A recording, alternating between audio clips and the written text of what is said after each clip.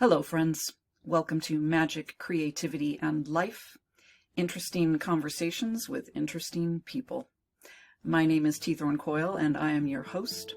Thank you for joining me, and thank you to my Patreon supporters for paying for the recording and captioning of this series. Let's dive in. Hello, everybody. Welcome to Magic, Creativity, and Life. And I'm really thrilled to have Kat Brooks here today. Kat Brooks is an award-winning actress and playwright. In her role as an artivist, she is also the host of Law and Disorder on KPFA and resident playwright and actress with the Lower Bottom Playas in Oakland and Three Girls Theater in San Francisco. As an organizer, she played a central role in the struggle for justice for Oscar Grant and spent the last decade working with impacted communities and families to rapidly respond to police violence and radically transform the ways our communities are policed and incarcerated. She is the co-founder of the Anti-Police Terror Project and the executive director of the Justice Teams Network. Kat was also the runner-up in Oakland's 2018 mayoral election, facing incumbent Libby Schaaf. Kat, welcome to the show.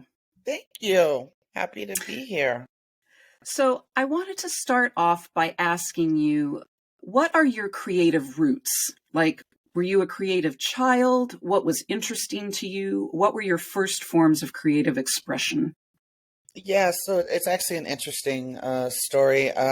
When I was in fourth grade, I had a teacher, Miss Gerhardt. That was also around the time that my father went to prison for substance abuse issues. So I was acting out, as kids Right. do.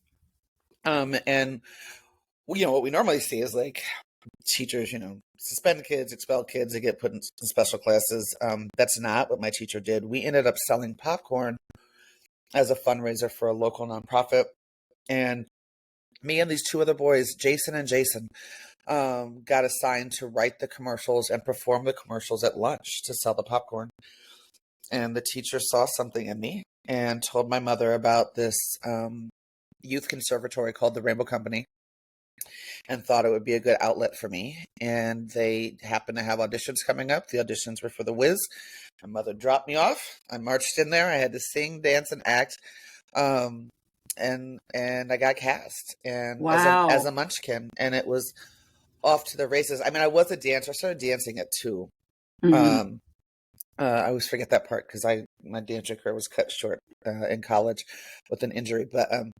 But yeah, that was it, and I was home. That's amazing. I was also a theater kid, and theater really was my first home. Well, actually, books. Reading was my first home and my first escape in childhood. But theater welcomed me when no one else would. And It's amazing to me how much my theater training has helped me, even though I did not go on to do theater past my teenage years. But there was something about that training that has helped me. And I imagine that training has helped you with your organizing and your activism. Yeah, yes, absolutely. And when I think about, so certainly the public speaking, right? Right. But I think also the discipline, so acting was my first craft. But I often remind people, right, organizing is a craft too. Right. That has to be practiced, and you need to be trained, and it is a discipline. And there are steps you take, right, to get to the final result. So for sure, I mean, acting also teaches you, right, how to be in community with people. Mm-hmm. And it's high stress, high stakes, right? That's why you see so many pop-up relationships that also dissolve. Yes. Just as quickly, because it's really, you're in a pressure cooker with these people for, a period of time, and then it's over. So yeah, definitely. And I'm also struck by what you said about, working with a community of people, because acting also teaches you that yours cannot be the only voice, right? That's right. And of course, organizing and activism is the same. And I see organizing and activism fall down when it becomes kind of cult of personality. And I think that's true of any organization. It's true of businesses. It's true of all sorts of things. So what is it about working in ensemble that you love? I'm people that know me always guffaw when I say this, but I'm an introvert by nature. Mm-hmm. And I struggle actually to communicate with people, socially, Mm-hmm. but not when I'm right. But not inside of the theater. Right. So, um, it's very much a safe space for me. The bonding that happens, it's a place to practice vulnerability. Mm. I can't. I mean, it's almost hard to describe. I mean, now I'm thinking about it. Like it's the same way I feel about the team at APTP, right? Like Right. they're my family, and Right. it's so much. And I tell people, when they come to work for us, like this isn't a job, this is a life, Mm-hmm. and these aren't your coworkers, this is your family. Um, and oftentimes those are the only people I'll talk to for weeks and weeks and weeks and weeks and weeks and weeks and weeks, unless I'm in rehearsal, and then I've got cast that I'm Mm-hmm. also. So it's a place of connection. It's a Yeah. place of connection. Mm-hmm. Yeah. And to me, that's what creativity is all about. It's about connection, and it's about remembering that everything in the universe is acting in a place of co-creation, Right. right? So It also teaches you to listen. Not interrupt, but yes. like when I think about one of the greatest skill sets that I think that I've carried out of acting, it is listening. Right? It is my Mm. ability to sit down with somebody and focus on them, Mm-hmm. and that is actually something that is really lacking in our society. People don't listen, right? The person Mm-hmm. across from you is talking, and you're thinking about what you're going to say or how you feel or how you're going to react, right?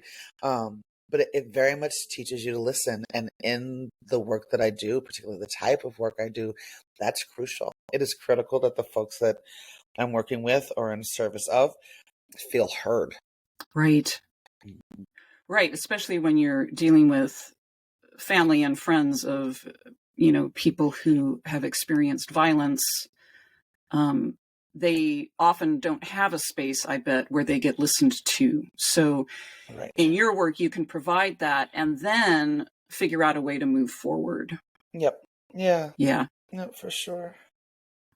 So you talked about discipline in both acting and in organizing and activism.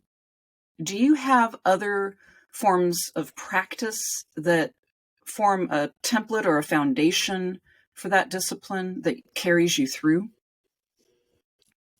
Oh, I don't know. Um, I mean, I think probably the only other thing that I'm really consistent about is the gym. And I've Mm-hmm. had a gym membership since I was 12. Wow. Yeah. And like that for me, is my sanity, Mm-hmm. quite frankly. And it's funny because I when COVID hit, I just put a gym inside of the guest room of my house, and then I moved out of there, or was doxed out of there, I should say, and put one in the house, the garage of the house that I'm renting here now, and the garage filled with mold, so I couldn't. Oh. This is like really recent. I couldn't work out. And the shift in my mental health Mm-hmm. was palpable. Yep. So much so that I was like, I can't wait for the landlord to fix this, and now I'm paying for a gym membership. But yeah, that's probably my only practice. When I was in junior high and high school, I took Taekwondo. I made it all the way to black belt, but you had to go to Texas to take the test, and I was terrified of the South, so that didn't Yeah. happen. Makes sense. Mm-hmm. Yeah. When I was teaching a lot and traveling and presenting a lot, I worked with a trainer in the gym. Yeah. And that really kept it, as you said, it helped my mental health. It gave me enough energy to do the work I was doing. And, I have spiritual practices I do. I have meditation and other things I do. But that practice of going to the gym was foundational during all those years when I was working so hard. Yeah. And I know people like you who, you work a lot. I know you do. And I can see how the gym would be foundational for that. So physical practice, plus, acting is a physical craft too, It is. right? Yes, it absolutely is, right? Because you have to, you're embodying the character. It is a craft of stamina. Your breath connected to your voice, connected to your body, connected to your emotions, right? That your entire body is your instrument, and that's been interesting in terms of aging. My body is changing, right? Right. What I can and cannot do, back issues, knee hurts, and that I'm in rehearsal for a show right now, and that has been something I've really been noticing. I'm like, oh wow, well, this is not my 20 or 30-year-old body where I was just throwing myself, across the stage, or so it's Right. interesting. It's interesting. How are And you adapting to that? um, stretching every day. Mm-hmm. Really disciplined about the gym. Um, and exploring other ways to utilize my tool. I mean, it doesn't interrupt, right, the breath body emotion connection. Mm-hmm. Um, but I'm also not playing, I'm also playing characters Right. closer to my age. That's a little different in this show, but uh, so I can move a little slower. It made me sad. I'm not gonna lie. Yeah. But as I think we all go through that phase as we start to slowly notice that stuff doesn't move or work quite the way it used to, and I'm at the beginning of that journey. Yeah. So it's been a little bit emotional, but I'm adjusting. We'll figure it all out. Yeah. I know my own physical health and aging process has been a teacher for me. I had an undiagnosed autoimmune disorder for decades, and it finally caught up with me around 8 years ago. And I had a big health crash. And I was recovering, stabilizing from that. And then I got a brain injury, right? So it's definitely impacted. I've had to adjust my creative practice, and I've had to adjust the ways in which I can do any kind of social justice work, right? It looks really different these days than it used to before my health crash. And it would be easy for me. I'm an impatient person, and it would be easy for me to just be impatient with that and fight against it. Uh, And the teaching for me has been to not fight against it, to rather say, okay, this is my life now. And a lot of other people are in the same boat. So what's the teaching for me? And then how can I create regardless? right. Yep. Yep. Yeah. So you have a lot of forms of creativity. I mean, as we said in your bio, you're a writer, you're an actor, you're a presenter, you're a host, you're an activist, you're an organizer, you're also a parent. And do you find that there's a similar thread of creativity that flows through all of that, or do they feel different to you? I mean, we've talked about some of the similarities already between activism and acting, but I mean, they feel slightly different. So it's funny. I was talking about being a playwright the other day, and I was so used to saying, "Oh, I just started writing plays," and then I looked up and realized that actually about 10 years in to being a playwright. mm-hmm. At this point, I'm also doing directing, and I've also recently discovered the craft of dramaturgy. And those feed my soul in a very different way. Um, I don't know how to describe it, but like writing is a different kind of release than performance, than directing. I mean, it's at the end of all of it, right? You've created something. Mm-hmm. So you've got this final project, even though, playwrights will tell you like our plays are never finished. Right. I don't know. They sit differently in my body, and I'm actually finding as I get older, I'm enjoying the behind the scenes stuff more. Interesting. Yeah, and I don't. Part of me thinks that that's probably because I've been on and out front and under people's microscopes for a really long time at this point, and it's Mm-hmm. exhausting. Mm-hmm. It's just exhausting.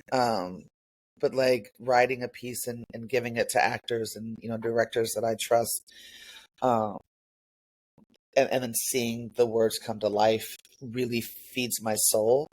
Mm-hmm. Um, Dramaturgy, being able to use my skills as an actress, to pick apart a script and support actors and directors, right, and telling the best, clearest story that they can, makes me feel very smart. Yeah. And I enjoy that very Yeah. much. So yeah, I do. I think it's different, and acting. I'm looking forward for this show to open, right? Mm-hmm. Because the there's something about being in the theater, and this is that black box theater, which is my favorite theaters to perform in, and that communing with the audience. And Right. it's also very exhausting. Mm-hmm. It's very exhausting. Well, you're doing very intimate theater, and intimacy, that kind of intimacy with a crowd for an introvert, it can be Hmm. really tiring, I think. It's a lot. It's a Yeah. lot. And the shows I do, like, I don't do comedies, right? It's not. It's not. I do dramas. I do Yeah. things about trauma, and usually, black trauma. Um, Right. and so, and I go all the way there. And so, sitting in that, um, it is tiring. I did my one woman show about Natasha McKenna for like almost 6 years straight.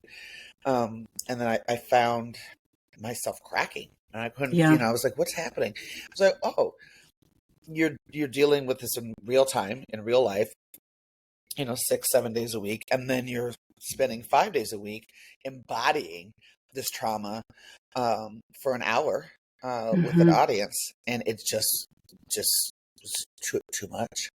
It was just too much. And I don't know Right. that I've quite recovered actually from that. That makes sense. Well, and then, of course, that relates to the other work you do in the world in which you're dealing with other people's trauma, Yep. right? Along with, I imagine, ancestral trauma. Do you Yep. do direct ancestor work, or do you find you mostly do that work through theater?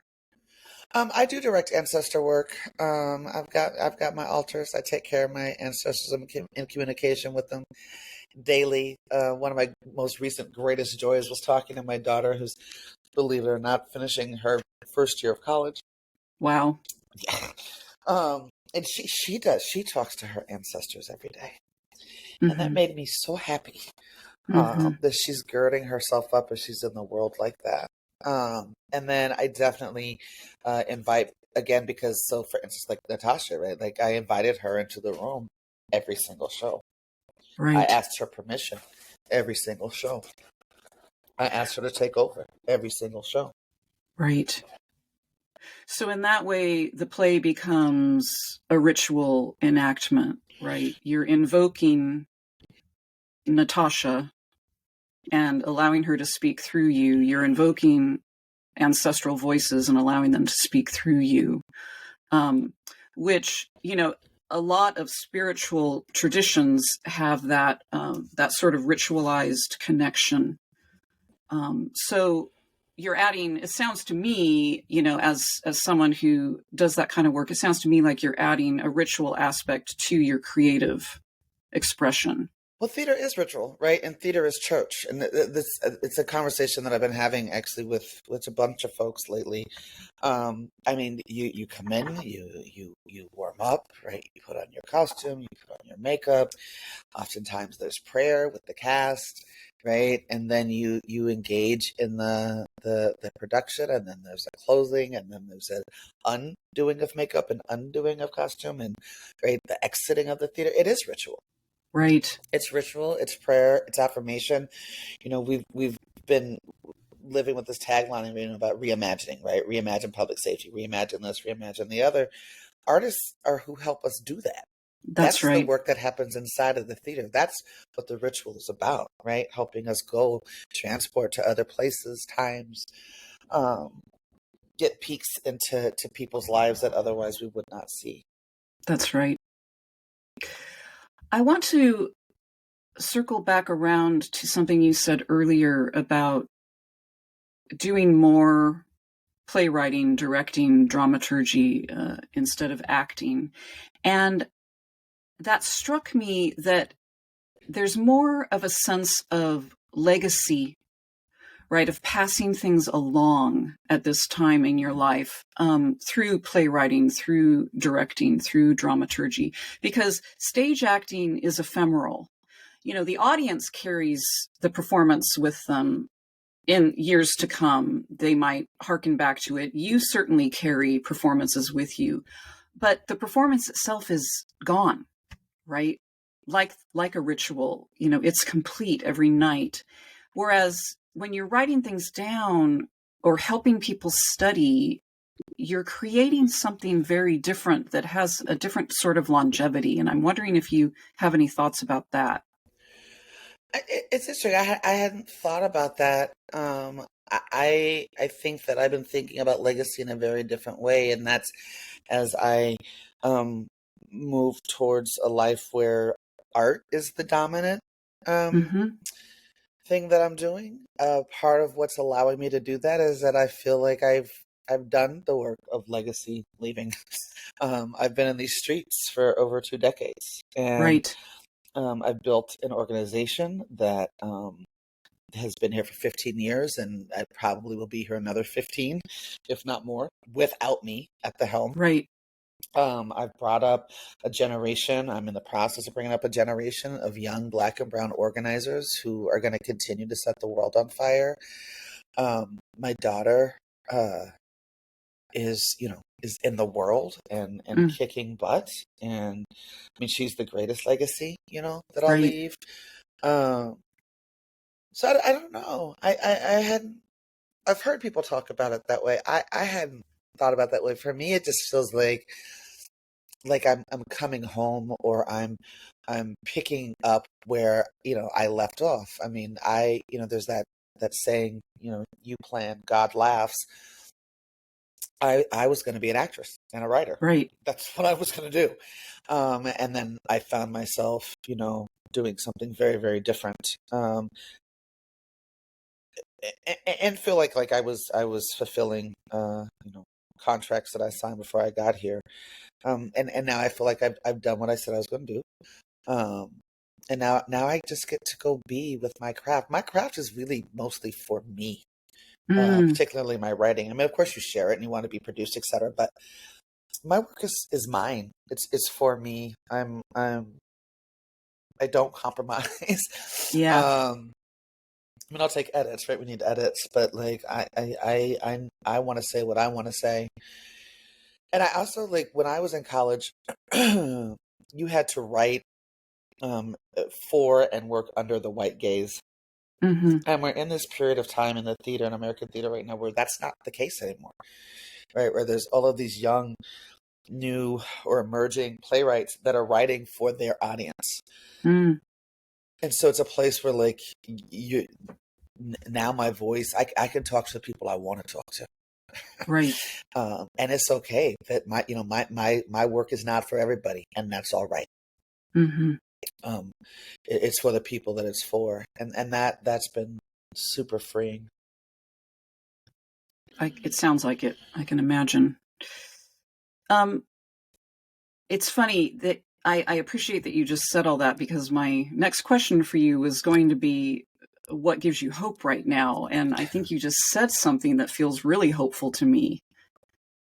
Yeah, it's always the next generation. It's Mm. always, I used to, when my kid was a baby. I mean, she's still my baby, but I'd say the babies, right? That I get up every day and do this work for the babies. But yeah, this. I mean, look at what's happening right now, right? That thousands and thousands of college students putting everything on the line, quite literally, in the name of liberating Palestine.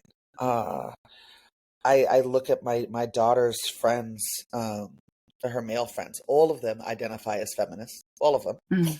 Wow.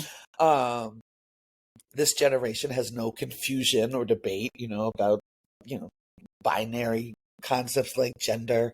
They are clear about the need to save the earth. They do intersectionality naturally.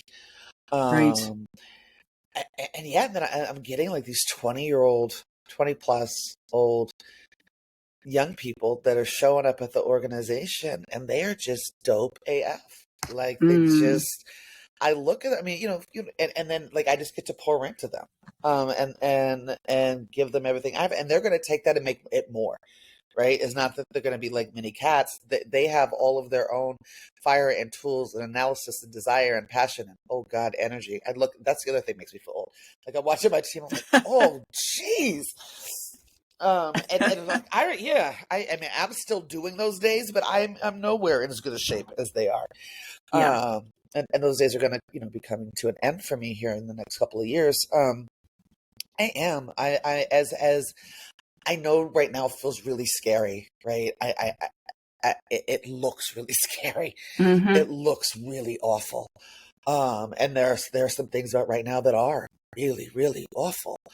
And I have so much hope in what I'm seeing in young people. And it's interesting that as we're watching these generations evolve the human race, if you will, and how we behave on the planet and with each other, the system has stepped up its interest in criminalizing them, Yes. and shutting down their voices.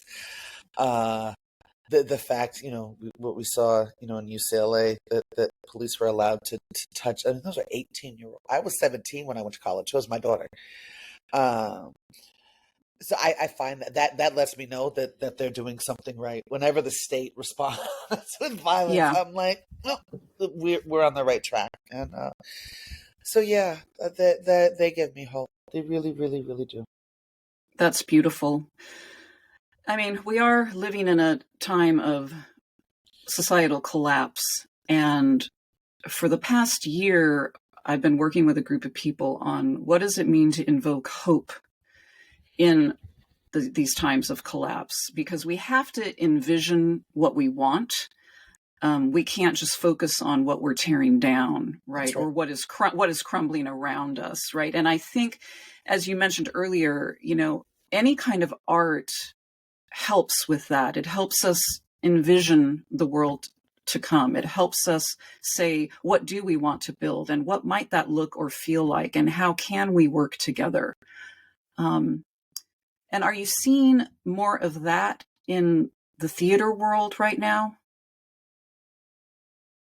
I mean, you talked about just the fact that you no longer have to write for the white gaze, Right. And I'm right? watching, but even more importantly, though, I'm watching young playwrights that's like not even a thought in their head Yeah. to write for the white gaze. I'm part of this playwriting cohort, and I on one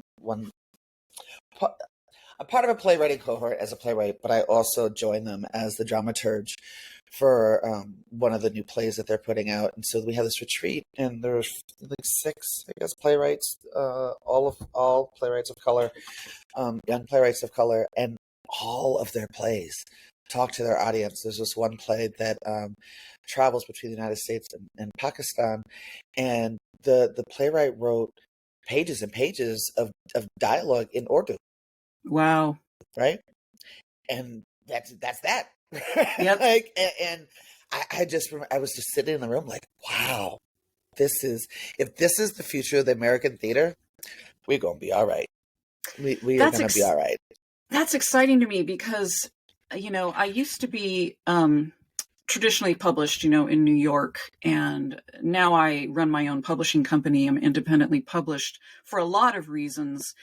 And in independent publishing, there's huge diversity, but in traditional publishing, there still isn't. There's still a lot of tokenism.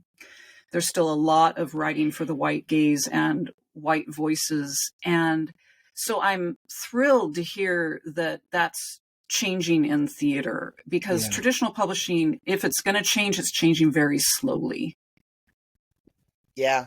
I mean, I think theater has changed very slowly too, right? Like, I think these are conversations that folks were trying to have. I remember when I was in college 20 plus years ago now, jeez Louise, And there was this amazing man there. I'm sure he's transitioned by now, Davy Marlon Jones, and he was a brilliant director, and also was over the graduate student playwriting program. He's a brilliant man. So anyway, I was in his class and we were reading August Wilson's Seven Guitars. I was the only Black person in the class, and we had to write a paper. And I don't remember all of what it was, but what I explored were the threads of white supremacy. Mm-hmm. And tied that right to the things that happened to the folks in the play. And um, when I finished reading it in front of the class, like you could have heard a pin drop, right? Like everybody was just sort of like, it might have been the first time half those kids had heard the words white supremacy, right? And I remember Davey taking his hat that he wore all the time and lifted up his head. He was like, well, what do people have to say about that?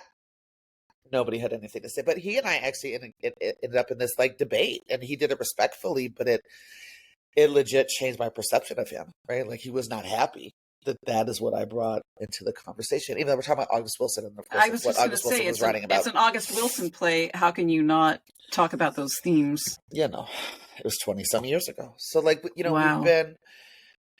we've been on this walk for a long time, right? Mm-hmm. And the artists of color have spoken out more and more. There was a whole thing that came out from artists of color talking about, what it was like to be Black or brown or indigenous inside of the world of white theater making. So yeah, I think we're getting there. I just think it's slow, as most change is, unfortunately.